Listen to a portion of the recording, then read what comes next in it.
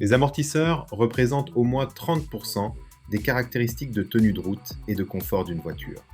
Les amortisseurs fermes améliorent la tenue de route, mais réduisent le confort et rendent la conduite plus inconfortable.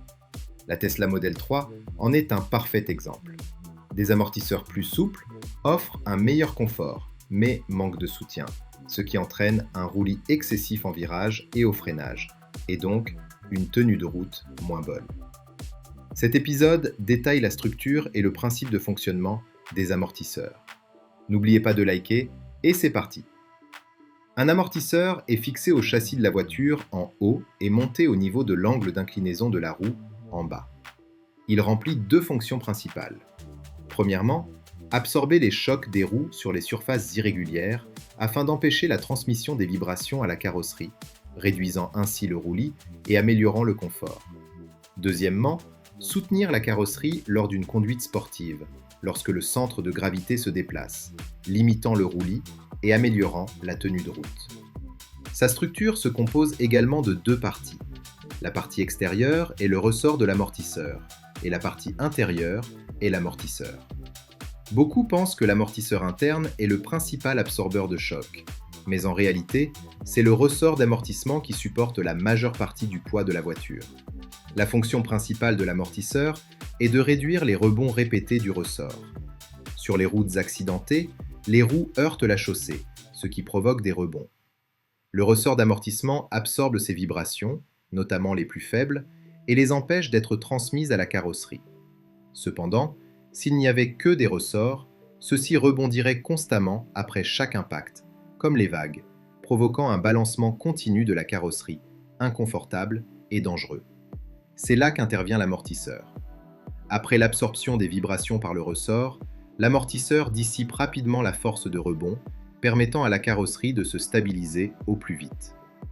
L'amortisseur est constitué d'une chambre à huile étanche avec un piston en son centre.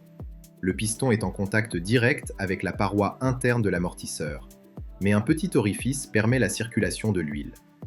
L'huile circule de haut en bas à travers ce petit orifice, équipé d'un clapet anti-retour. Lorsqu'une voiture passe sur une bosse, l'amortisseur se comprime, ce qui provoque le déplacement vers le bas du piston interne.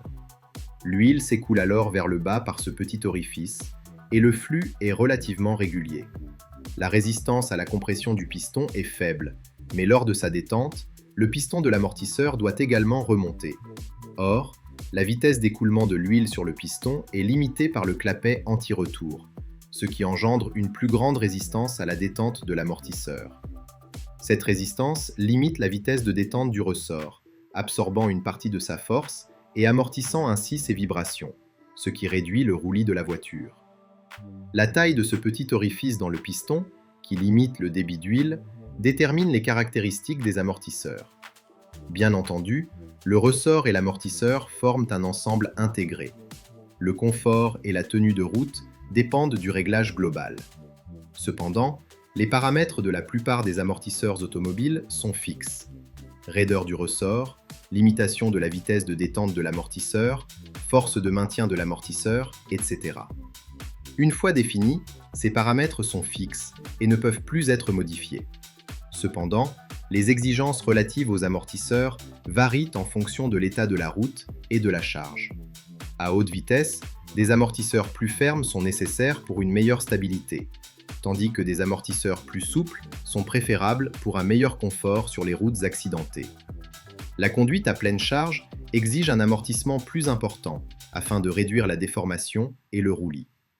Existe-t-il donc un amortisseur capable de s'adapter à toutes les conditions routières, offrant à la fois confort et contrôle?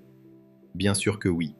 C'est ce que nous aborderons dans le prochain épisode, la suspension électromagnétique et la suspension pneumatique. En réalité, il ne s'agit pas de système de suspension à proprement parler. Ne vous laissez pas tromper par les noms. Ce sont simplement des amortisseurs et des ressorts à variation continue. Si cette vidéo vous a plu, n'oubliez pas de la liker et de vous abonner. Suivez-nous sur la chaîne automobile et à bientôt.